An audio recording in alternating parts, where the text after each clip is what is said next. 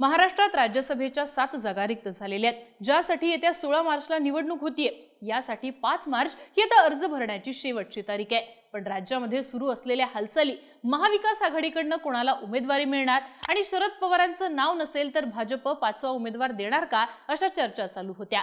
पण आता भाजपने 4 उमेदवारांची आपली पहिली यादी जाहीर केलेली असून भाजपकडनं रामदास आठवले, विनोद तावडे, माया इवनाते आणि रामराव वडकुते या चौघांना उमेदवारी घोषित करण्यात आली आहे। भाजपकडनं पक्षश्रेष्ठींना 24 संभाव्य उमेदवारांची यादी देण्यात आली होती। त्यातल्या आता 4 नावांना पसंतीही देण्यात आलेली आहे। बरं, या 4 जणांच्या यादीमध्ये भाजपनं 2 पक्के आणि 2 धक्के हा फॉर्म्युला वापरल्याचं दिसतंय।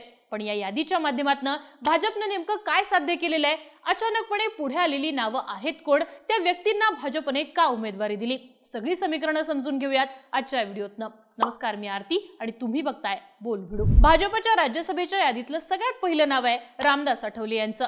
सध्या राज्यसभेवरती असणाऱ्या रामदास आठवलेंना पुन्हा एकदा संधी दिली जाणार असं बोललं जात होतं आणि घडलंय सुद्धा तसंच। सध्या केंद्रामध्ये सामाजिक न्याय राज्यमंत्री म्हणून काम करणाऱ्या रामदास आठवले यांचा रिपब्लिकन पक्षामार्फत दलित मतांवरती होल्ड असल्याचं पाहायला मिळतं। आतापर्यंत रामदास आठवलेंनी विधान परिषद, लोकसभा आणि राज्यसभा अशा सभागृहांमध्ये काम केलेलं आहे। वेगवेगळी मंत्रिपद सुद्धा त्यांनी सांभाळलेली आहेत। साहजिकच रामदास आठवले यांचा राजकीय अनुभव फार मोठा आहे, पण त्याही पेक्षा सगळ्यात महत्त्वाचं म्हणजे सत्ताधारी पक्षाशी जुळून घेण्यात त्यांची हातोटी आहे। डॉक्टर बाबासाहेब आंबेडकरांनी स्थापन केलेल्या रिपब्लिकन पार्टी ऑफ इंडियाचे 50 पेक्षा जास्त तुकडे झाल्याचं आज पाहायला मिळतं। यात गवई गट, आठवले गट, कवाडे गट, सुलेखा कुंभारे गट आणि प्रकाश आंबेडकरांच्या वंचित बहुजन आघाडीचं सुद्धा नाव घेतलं जातं। पण आठवलेंनी भाजपशी पहिल्यापासूनच जुळवून घेतलेलं आहे। यंदाच्या महानगरपालिका निवडणुकीत सुद्धा आठवलेंनी काही ठिकाणी भाजपला पाठिंबा दिला होता। अनेक ठिकाणी त्यांनी भाजपच्या चिन्हावरती आपले उमेदवार सुद्धा उतरवले, त्यामुळे त्यांची हीच ताकद भाजपच्या फायद्याची ठरली होती।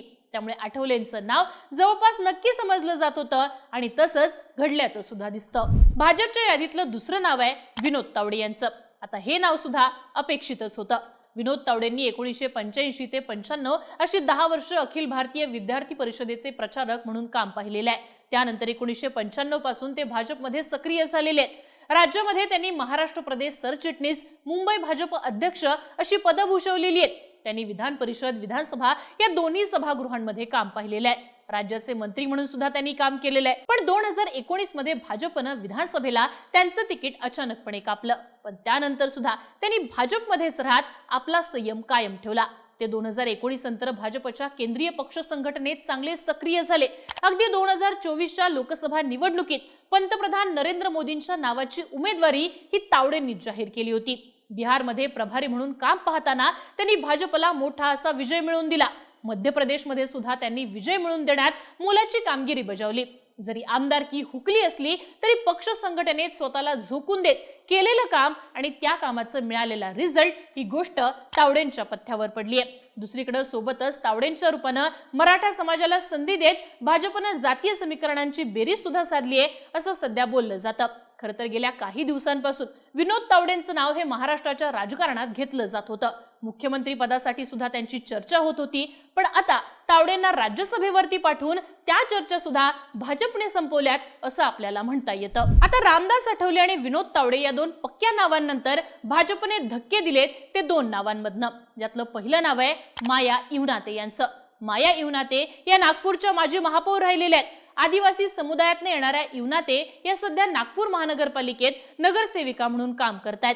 त्यांनी याआधी national commission for scheduled tribes मध्ये सदस्य म्हणून काम केलेलं आहे। त्यावेळी त्यांना राज्यमंत्री म्हणून दर्जा मिळालेला होता। या काळात त्यांनी दिल्लीमध्ये सुद्धा काम केलं होतं। इवनाते यांच्याबद्दलची महत्त्वाची गोष्ट म्हणजे ते देशाच्या राष्ट्रपती द्रौपदी मुर्मू यांच्या निकटवर्तीय म्हणून समजल्या जातात। यंदाच्या महानगरपालिका निवडणुकीसाठी माया इवनाते यांनी जे प्रतिज्ञापत्र दाखल केलं होतं त्यानुसार त्यांचं शिक्षण 5वी पर्यंत झालेलं आहे, तर त्यांची कौटुंबिक संपत्ती ही 4.6 कोटींची आहे। त्यांचा राजकीय अनुभव, पक्षनिष्ठा आणि आदिवासी समाजाचं प्रतिनिधित्व, त्यासोबतच देवेंद्र फडणवीस यांच्या जवळच्या नेत्या म्हणून त्यांना उमेदवारी मिळालेली आहे असं सुद्धा म्हटलं जातंय। भाजपच्या यादीतलं धक्कादायक म्हणून पुढे आलेलं दुसरं नाव आहे रामराव वडकुते यांचं। वडकुते हे धनगर समाजाचे नेते म्हणून ओळखले जातात। ते मूळचे हिंगोलीचे। याआधी ते राष्ट्रवादी काँग्रेसमध्ये होते। शरद पवारांचे कट्टर समर्थक अशी त्यांची ओळख होती। राष्ट्रवादी काँग्रेसमध्ये असताना 2002 साली त्यांची अहिल्याबाई होळकर शेळी मेंढी विकास महामंडळ याच्यावरती वर्णी लागली होती। त्यानंतर राष्ट्रवादीनं त्यांना 2004च्या विधानसभा निवडणुकीत कळमनुरी मतदारसंघातून उमेदवारी देखील दिली होती। मात्र त्यांना या निवडणुकीत पराभवाचा सामना करावा लागला। पण त्यांचं पुनर्वसन करण्यासाठी राष्ट्रवादीनं माजी केंद्रीय ग्रामविकास राज्यमंत्री सूर्यकांता पाटील यांना डावलत त्यांच्या जागी रामराव वडकुते यांना विधान परिषदेवर पाठवलेलं। पण 2019 मध्ये आमदारकीची टर्म बाकी असताना त्यांनी राष्ट्रवादी काँग्रेसला रामराम ठोकला आणि भाजपमध्ये प्रवेश केला। त्यावेळी त्यांना कळमनुरी विधानसभा मतदारसंघाचं तिकीट अपेक्षित होतं, पण हा मतदारसंघ शिवसेनेच्या वाट्याला गेला। तिथनं सेनेचे संतोष बांगर हे निवडून आले आणि आमदारकीची संधी गेल्यानं वडकुते नाराज झाले। वडकुतेंच्या नाराजी मागचं आणखी एक कारण समोर आलं, ते म्हणजे 2024 मध्ये सुद्धा ही जागा शिंदेच्या शिवसेनेच्या वाट्याला गेली। पण त्यांनी आपली पक्षनिष्ठा भाजपसोबत कायम ठेवली आणि भाजपनं त्यांना राज्यसभेची संधी देत त्यांचं पुनर्वसन केलंय। राज्यसभेवर संधी मिळाल्यानंतर वडकुते यांनी माध्यमांशी बोलताना प्रतिक्रिया दिली आणि ते असं म्हणाले की राज्यसभेवर जाण्याची इच्छा व्यक्त केली नव्हती। फडणवीसांनी स्वतःहून माझ्या कामाची पावती म्हणून संधी दिली आहे। समाजाला सुद्धा नेतृत्व माझ्या रूपाने मिळालेलं आहे, कारण समाज राज्यामध्ये फार मोठ्या प्रमाणावर आहे। माझं समाजामध्ये काम आहे। देवेंद्रजींचं काम पाहिलं आणि माझी आमदारकी सोडून देवेंद्रजींचं नेतृत्व मी स्वीकारलंय आणि त्याचं हे फलित मला मिळालंय। आमचे प्रदेशाध्यक्ष तर मनापासून माझ्या कामाचं कौतुक करतात। मी तळागाळातलाय। माझ्या घरामध्ये कुणी ग्रामपंचायत सदस्य सुद्धा नाहीये। माझ्या कामाची पावती म्हणून आधी ज्या पक्षात होतो तिथं सुद्धा मला 2दा राज्यमंत्रीपद दर्जा भेटला, एकदा विधान परिषद भेटली। इथं सुद्धा भाजपने माझी कदर केलेली आहे। थोडक्यात भाजपची जर राज्यसभेची यादी पाहिली तर भाजपनं दलित, मराठा, आदिवासी आणि धनगर समाजाला संधी देत सोशल इंजिनिअरिंग करण्याचा प्रयत्न केलेला आहे। पण यामध्ये आता धैर्यशील पाटील आणि भागवत कराड ज्यांची राज्यसभेची सध्या जागा रिक्त झालेली आहे त्यांना पुन्हा संधी मिळेल असं बोललं जात होतं, पण त्यांना मात्र डावलण्यात आले।